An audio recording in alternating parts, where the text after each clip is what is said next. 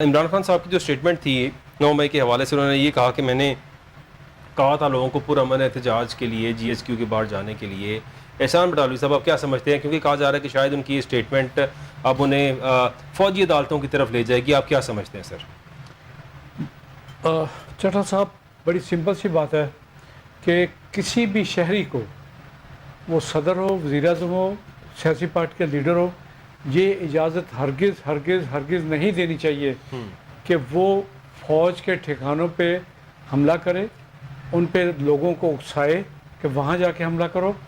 एहतजाज अगर पुरअमन भी हो तो ये हर बंदा जानता है कि जब मॉब की बात आती है तो मॉब को कंट्रोल करना इंतहाई मुश्किल होता है। ठीक। और उसको उस पर कंट्रोल नहीं किया जा सकता। ठीक।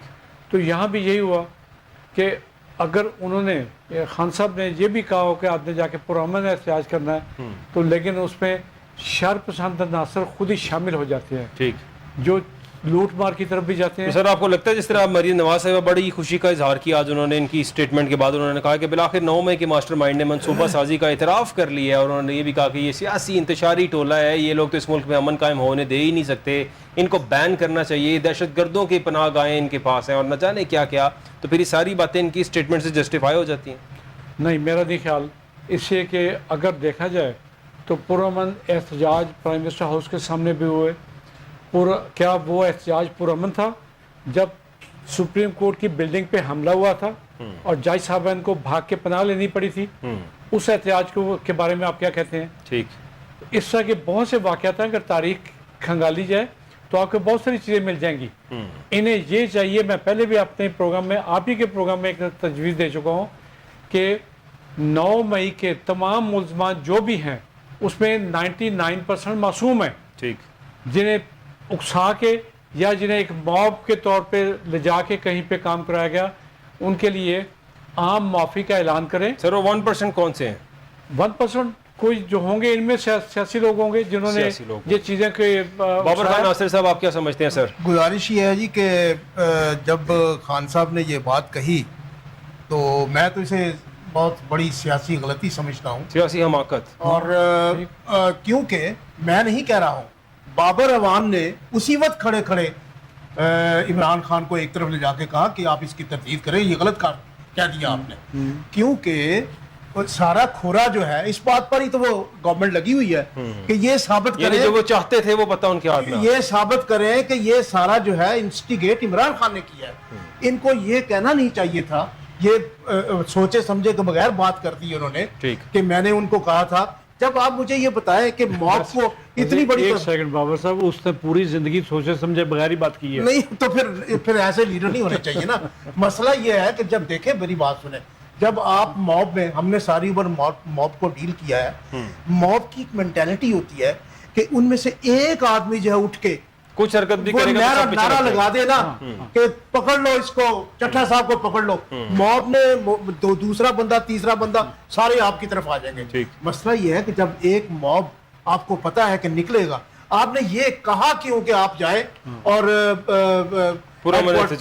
उस पे फौजी हेडक्वार्टर पे चले जाए, वहां पे जाके एहतजाज करें। मैं ये समझता हूँ कि ये हस्बे मामूल इमरान खान ने बहुत बड़ी गलती, संगीन गलती की है जो नहीं करनी चाहिए। नूर मोहम्मद कसूरी साहब, क्या कहेंगे आप? हाँ, मैं एज ए पोलिटिकल कारकुन ये समझता हूँ कि जैसे कि अपना एहसान साहब ने कहा है कि इतने इतने बड़े वाक़यात हुए, डांड लीक्स हुई, सुप्रीम कोर्ट पे हमला हुआ, आर्मी चीफ को घर बुला के इस्तीफा, किसी ने इकरार नहीं किया, मतलब चीफ को बुलाकर अपने घर इस्तीफा दिया गया, दूसरे चीफ को उन्होंने मतलब है कि उसका जहाज, यानी एक सिटिंग आर्मी चीफ को भी कहा गया कि तैयारा इंडिया उतारा जाए, क्या वाकयात किसी ने इकरार किया? तो ये है कि इस किस्म के वाकयात की जब सही तरीके से इंक्वायरियाँ नहीं हुई, इन लोगों को सजाएं नहीं हुई, तो ये एक जो है कहा जा सकता है, जैसे कि एहसान साहब ने कहा है कि दुनिया में पॉलिटिकल सेटल, बात फिर वही जानी है कि आप पॉलिटिकल सेटलमेंट की तरफ जाएं,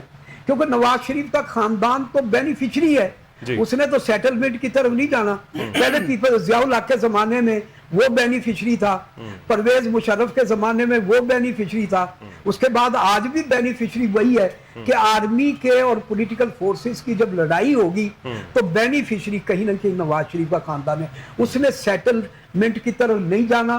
ठीक। मैं ये समझता हूं कि आज आसफ जरदारी साहब ने जो काम किया जी। है, मैं ये समझता हूं कि आज उसने पाकिस्तान पीपल्स पार्टी को भी एक डबल कवर में डाल दिया है कि आज वो जो सुप्रीम कोर्ट में गए हैं जी नजरसानी की अपनी, जी, मैं ये बिल्कुल। समझता हूं उनके लिए मुनासिब यानी कि भी ये था मखसूस नशिस्तों के केस में पाकिस्तान पीपल्स पार्टी नजरसानी की अपील के लिए कि सुप्रीम आज कोर्ट चली गई। वो बजाय इसके कि उनको डेमोक्रेटिक फोर्सेस के साथ खड़े होते और वो बतौर प्रेसिडेंट के जो उनका रोल था बड़ा होने के, वो एक बड़ा बन के पॉलिटिकल सेटलमेंट की तरफ ले जाते जी। और ये जो इन्वायरमेंट है इसको मतलब मजीद हीटेड ना सर लेकिन होने सीटें दें। उनकी भी कम हो रही है ना, नहीं, फिर दो नुकसान तो सीटों उनका से असल कोई बात ये है। देखिए बात उनको दो सीटों से सर वो फर्क रोटी नहीं कपड़ा पड़ता। मकान का लाला दो बात बता के नहीं, अवाम सर, को दो बेवकूफ बनाने वाली उनको सर कोई फर्क नहीं पड़ता दो सीटों से मसला ये है कि से। जहाँ- कोई फर्क नहीं पड़ता जी। जहां सियासी तौर पे कोई पार्टी जो है वो बेनिफिशियरी हो, तो पाकिस्तान में कौन सा रिवाज है कि वो बेनिफिशियरी जो है छोड़ दे अपने ठीक, बेनिफिट। बिल्कुल सही, वो तो कहेंगे कि चाहे एक भी सीट आए तो उसके लिए भी हम कॉम्प्रोमाइज करने के लिए तैयार नहीं है। बिल्कुल ठीक। तो जो उन्होंने किया है वो उन्होंने बतौर पॉलिटिकल पार्टी का उन्होंने ठीक किया है कि पॉलिटिकल पार्टी का मकसद क्या होता है। नहीं नासिर साहब पीपल्स पार्टी की एक जो मतलब है कि एक हिस्ट्री है, नहीं, पीपल्स उसने- पार्टी की ये भी हिस्ट्री है ना कि ये इस तरह के लोगों ये के साथ पीपल्स पार्टी नहीं है।